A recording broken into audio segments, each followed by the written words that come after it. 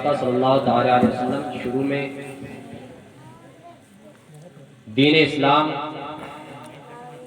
کے کام کو خفیہ طریقے سے، پوشیدہ طریقے سے،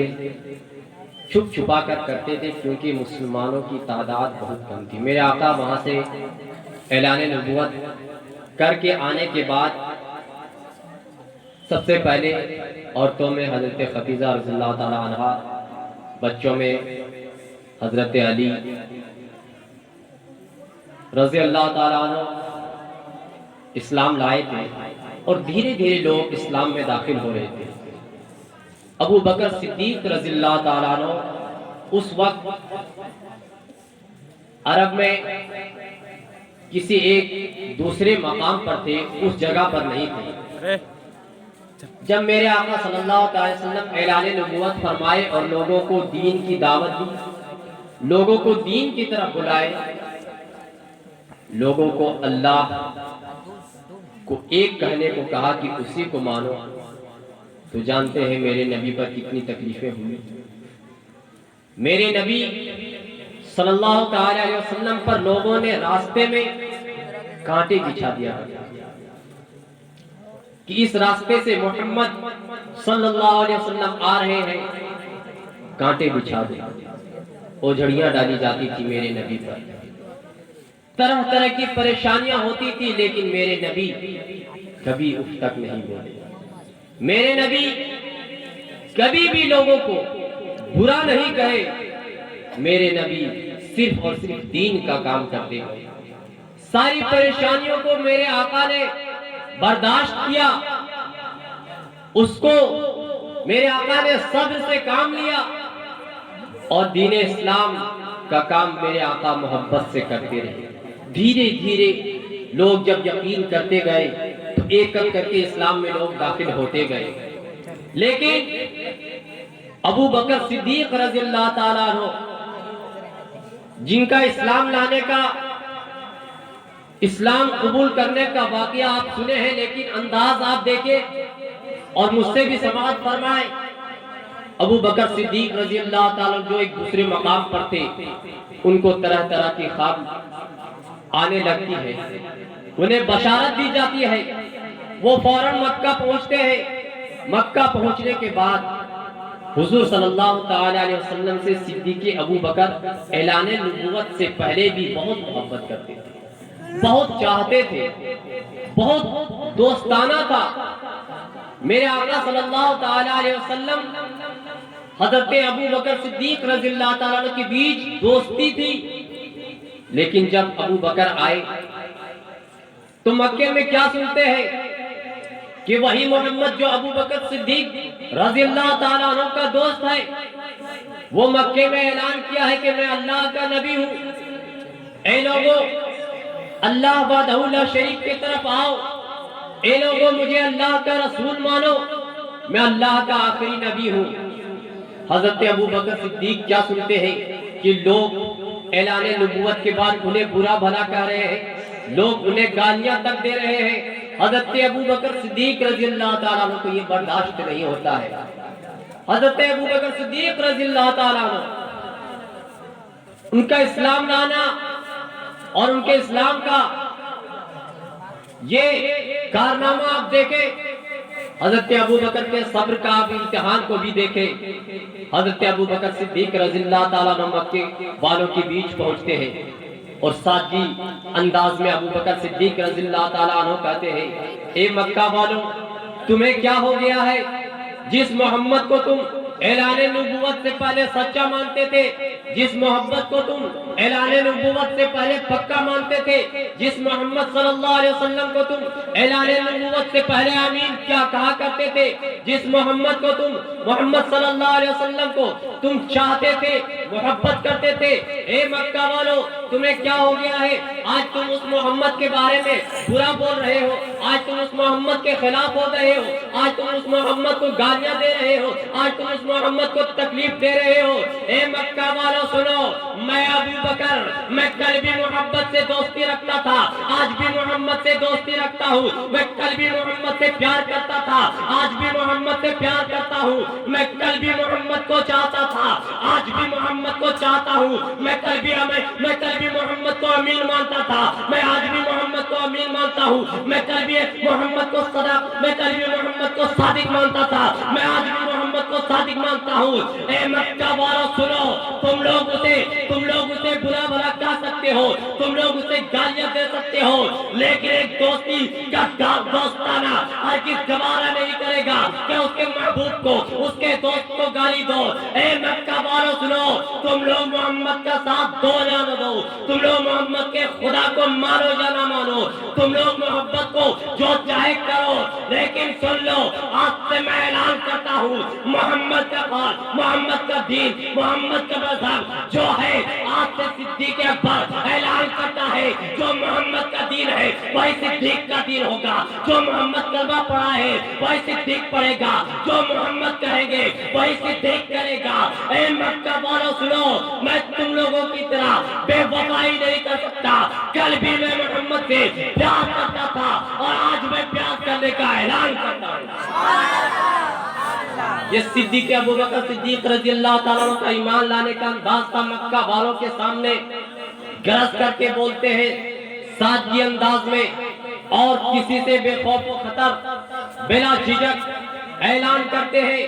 صدیق ابوبکر رضی اللہ تعالیٰ عنہ نبی کی بارگاہ میں جاتے ہیں اور نبی کی بارگاہ میں عرض کرتے ہیں، یا رسول اللہ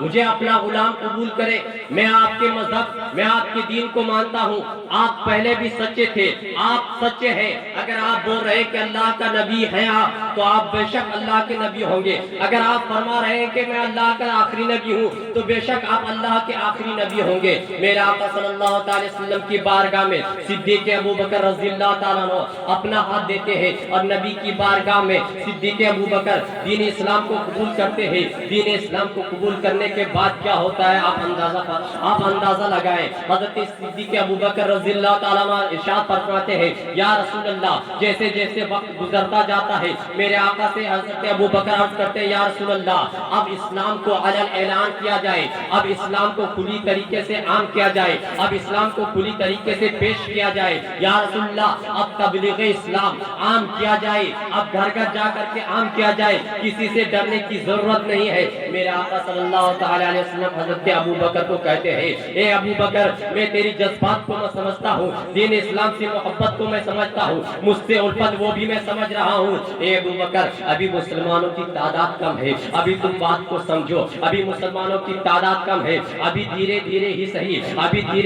صحیح تعداد کو بڑھنے دو، اس کے بعد انشاءاللہ اعلان کیا جائے گا۔ صدیق ابوبکر رضی اللہ تعالیٰ عنہ اسی اسرار میں آتے ہیں کہ یا رسول اللہ اب اعلان کیا جائے۔ ایک موقع پر میرے آقا صلی اللہ تعالیٰ علیہ وسلم دارالارقم چلے جاتے ہیں، دارالارقم جانے کے بعد حضرت صدیق ابوبکر رضی اللہ تعالیٰ عنہ ادھر مکے میں تنہا رہتے ہیں۔ اب حضرت ابوبکر صدیق رضی اللہ تعالیٰ عنہ کیا کرتے ہیں، مکہ والے جب مکہ کے قریب بیٹھتے ہیں، مکہ والے جب مکہ کے بیچ، مکہ والے جب لوگوں کو جمع کر کے بیٹھتے ہیں تو اسی مجمع عام میں صدیق ابوبکر تشریف لے جاتے ہیں۔ صدیق ابوبکر تشریف لے جانے کے بعد صدیق ابوبکر رضی اللہ تعالیٰ عنہ خطاب کے لیے کھڑے ہو جاتے ہیں اور مکہ والوں سے خطاب کرنے لگتے ہیں کہ اے مکہ والوں سنو، میں نے اسلام کو قبول کر لیا ہے، تم بھی اسلام کو قبول کر لو، میں دین کو قبول کر لیا ہوں، تو بھی محمد کی دین کو قبول کر لو، میں محمد کے مذہب کو مان لیا ہوں، تم بھی مان لو، وہی سچا مذہب ہے، وہی پکا مذہب ہے، وہ اللہ کے نبی ہے، وہ اللہ کے رسول ہے،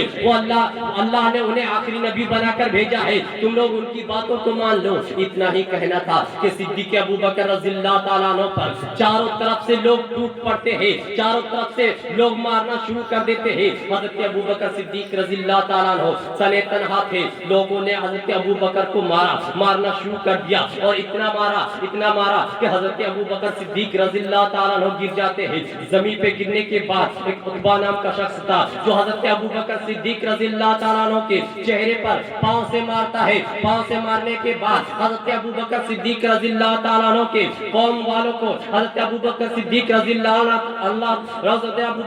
رضی اللہ تعالیٰ عنہ کے گھر والوں کو جیسے ہی پتہ چلتا ہے تو حضرت ابو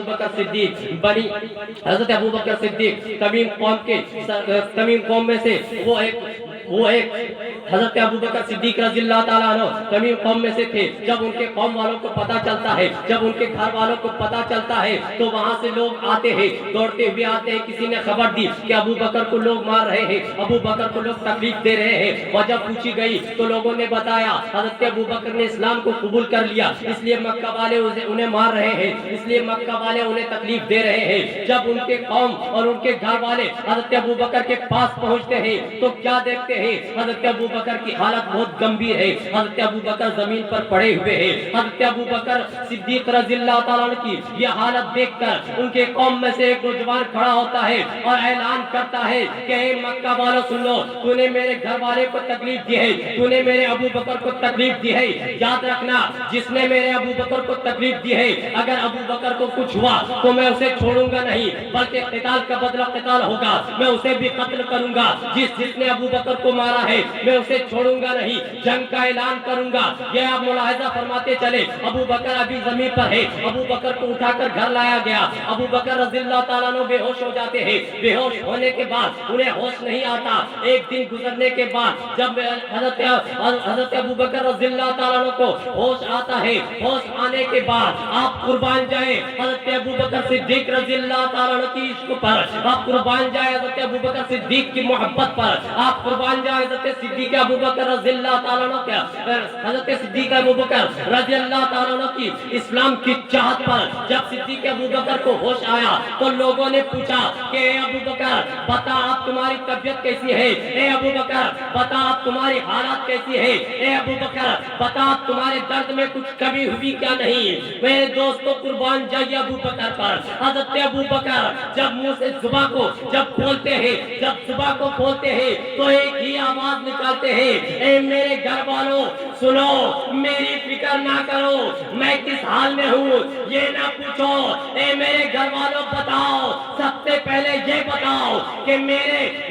سب سے پہلے یہ بتاؤ کہ محمد عربی کیسے ہے, سب سے پہلے یہ بتاؤ محمد رسول اللہ کیسے ہے, سب سے پہلے یہ بتاؤ کہ میرے آقا تاجدار مدینہ میرے آقا محمد رسول اللہ کس حال میں ہے اور کیسے ہے. اے میرے گھر والوں مجھے اپنی جان کی فکر نہیں ہے, میری جان چلی جائے تو چلی جائے, مجھے اپنی پرواہ نہیں, میرے جان کی خبر بتاؤ. میرے آقا کیسے ہے, میرے آقا کیسے ہے, رسول اللہ کیسے ہے. گھر والوں مجھے بتاؤ کہ میرے نبی کس حال پہ ہے. جب تک میں اپنے نبی کی خبر نہیں سنوں گا ابو بکر کے دل کو قرار نہیں آئے گا,